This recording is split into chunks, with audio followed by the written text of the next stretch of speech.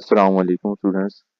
आज हमने chapter number 8 physical optics and gravitational waves इसके इम्पोर्टेंट एमसीक्यूज को डिस्कस करना है। सबसे पहले फर्स्ट एमसीक्यूज को देखते हैं।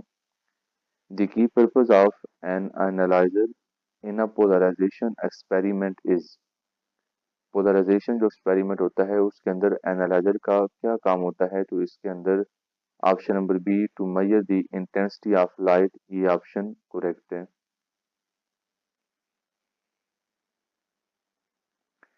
सेकंड एमसीक्यूज है what is mean by physical optics. Physical optics का क्या मीनिंग होता है, तो यहाँ पर ऑप्शन ए है लाइट वेव, ऑप्शन बी है behaviour of light, option C है साउंड वेव और ऑप्शन डी है हीट वेव्स। तो यहाँ पर बी ऑप्शन करेक्ट है। बिहेवियर ऑफ लाइट वेव को फिजिकल ऑप्टिक्स में स्टडी किया जाता है। थर्ड एमसीक्यूज है what are the gravitational waves. Gravitational waves क्या होती हैं, तो इसके अंदर ऑप्शन ए है इलेक्ट्रोमैग्नेटिक वेव्स, ये नहीं होती। मैकेनिकल वेव्स, ये भी नहीं होती। ओशन वेव्स, ये भी नहीं होती। तो यहाँ पर D option ripples in fabric of space time, तो डी ऑप्शन करेक्ट है। फोर एमसीक्यू है which of the following effects prove the wave nature of light. Light की वेव नेचर को कौन सा फिनोमेना यहाँ पर प्रूव करता है, तो बी ऑप्शन इंटरफेरेंस जो है ये आपकी लाइट की वेव नेचर को साबित करता है। फाइव एमसीक्यूज है what does polarization of light suggest about the light wave. Polarization जो होती है वो लाइट के हवाले से क्या सजेस्ट करती है, तो हमारे पास ट्रांसवर्स नेचर जो है उसको यहाँ पर प्रूव करती है पोलराइजेशन, तो यहाँ पर बी ऑप्शन करेक्ट है। सिक्स एमसीक्यूज है which is the primary method use to detect the gravitational wave. Gravitational waves को किस तरीके से डिटेक्ट किया जाता है, तो यहाँ पर सी ऑप्शन लेजर इंटरफेरोमेट्री, ये करेक्ट है। सेवन एमसीक्यूज है which of the following is an example of unpolarised light. Unpolarised light जो सन की तरफ से आती है वो अनपोलराइज्ड होती है, तो बी ऑप्शन करेक्ट है। एट एमसीक्यूज है which of the following primary source of gravitational wave. Gravitational waves का जो बुनियादी तौर पर सोर्स होता है वो कौन सा है, तो यहाँ पर ए ऑप्शन है binary black hole merger, B option है सोलर फ्लेयर्स और सी ऑप्शन है अर्थक्वेक और डी ऑप्शन है सुपरनोवा। तो यहाँ पर ए ऑप्शन बेस्ट है binary black hole merger. Next MCQs है which principle is the fundamental to the operation of interferometry. Interferometry के अंदर जो है सुपरपोजिशन ऑफ वेव जो है ये होती है, तो सी ऑप्शन बेस्ट है इसके अंदर, जिसके नतीजे में इंटरफेरेंस होती है। नेक्स्ट एमसीक्यूज है the text mentioned that interferometer was used to first detected the existence of gravitational waves. This implies the role in। तो यहाँ पर ये जो स्टेटमेंट दी गई है ये बेसिकली ऑब्जर्वेशनल कंफर्मेशन थी कि ग्रेविटेशनल वेव्स एग्जिस्ट करती हैं, जो कि आइंस्टाइन ने 1916 के अंदर प्रेडिक्ट किया था।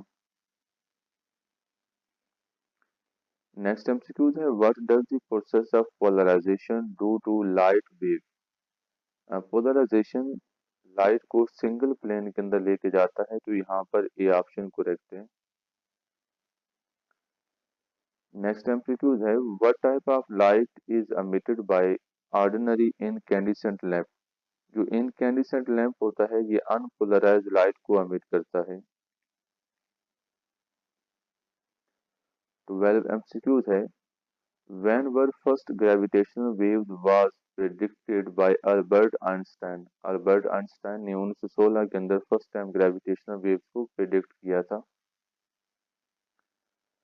13 एमसीक्यूज है what is the fundamental concept that heavy things wrap the space around them describing. तो ये हमारे पास कर्वेचर ऑफ स्पेस टाइम को एक्सप्लेन करता है, तो यहाँ पर बी ऑप्शन करेक्ट है। 14 एमसीक्यूज है what happen when axis of two polarize are perpendicular to each other. अगर हम इस तरीके से कर दें कि हमारे पास जो पोलराइजर होते हैं उसमें फर्स्ट पोलराइजर और सेकंड पोलराइजर जिसको आप एनालाइजर भी कहते हैं उनका एक दूसरे के साथ एंगल 90 डिग्री करते हैं तो आपके पास इसमें जो लाइट की इंटेंसिटी होती है वो खत्म हो जाती है, डिसअपीयर हो जाती है। तो यहाँ पर बी ऑप्शन करेक्ट है, लाइट डिसअपीयर हो जाएगी। 15 एमसीक्यूज है, who discover that polarized light is obtained when ordinary light is reflected by a plain sheet of glass। तो ये मालस साइंटिस्ट था, इसने डिस्कवर किया था, तो यहाँ पर बी ऑप्शन करेक्ट है। 16 एमसीक्यूज है, when gravitational waves first detected. Gravitational waves को फर्स्ट टाइम डिटेक्ट किया गया 2015 के अंदर।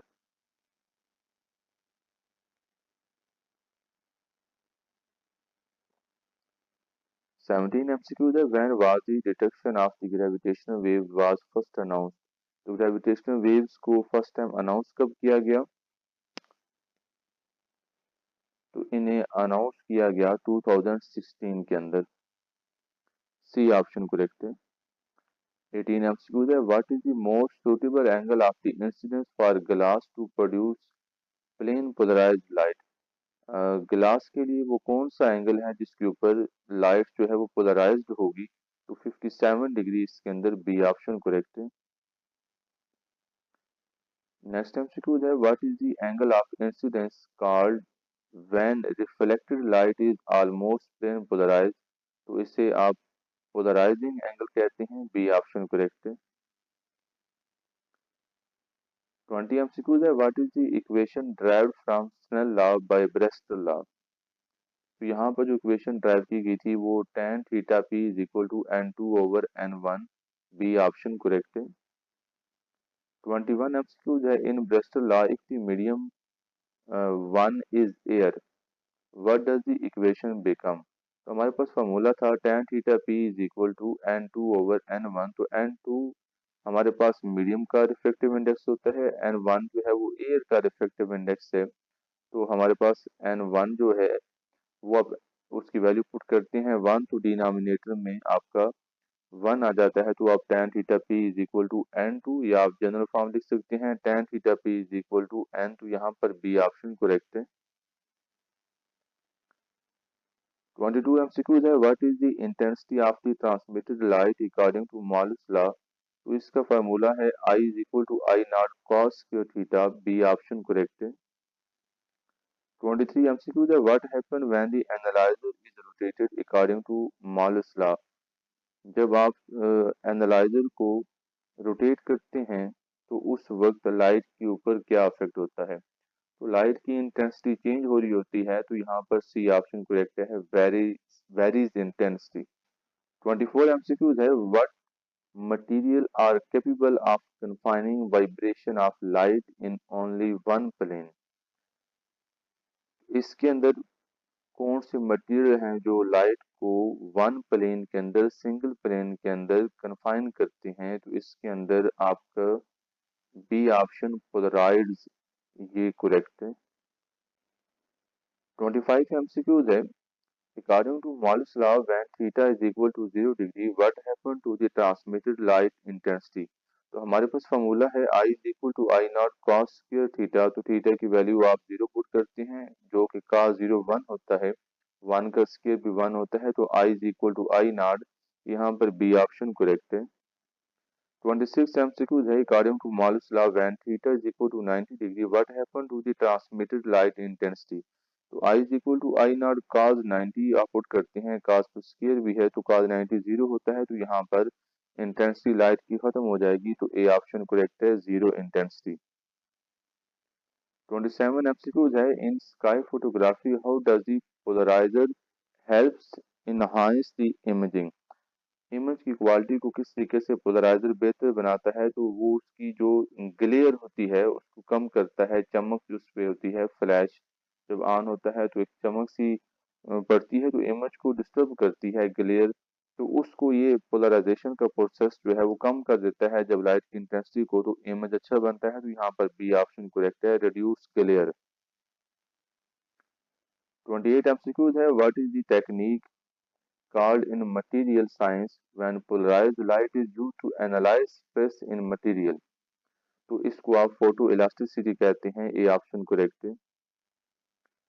29 एमसीक्यू है, what does the analysis of polarized light passing through a stress material reveal. तो ये हमारे पास किस हवाले से इंफॉर्मेशन देता है? तो इससे हमें स्ट्रेस पैटर्न के हवाले से पता चलता है। बी ऑप्शन करेक्ट है।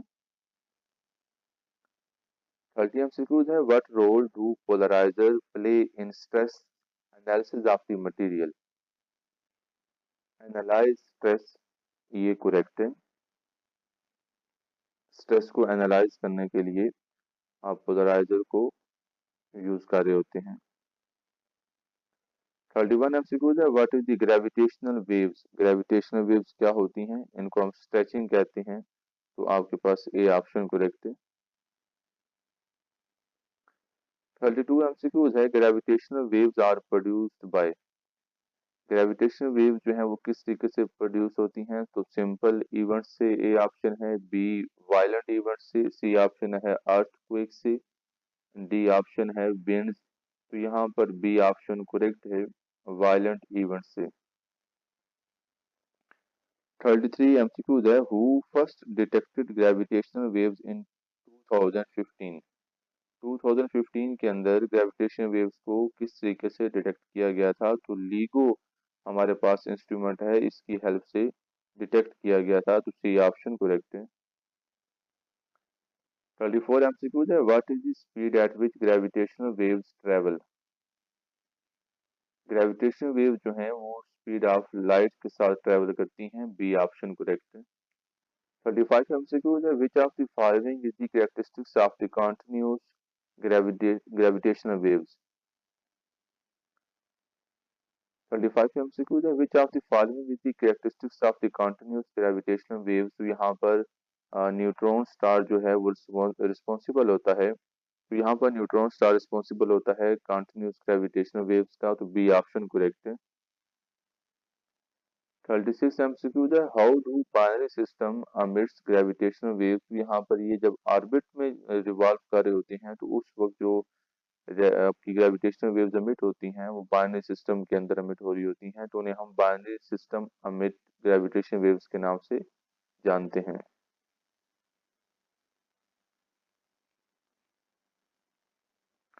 37 एमसीक्यूज है, what is the value of the eccentricity for circular orbit. Circular orbits के लिए जो एसेंट्रिसिटी होती है वो 0 होती है।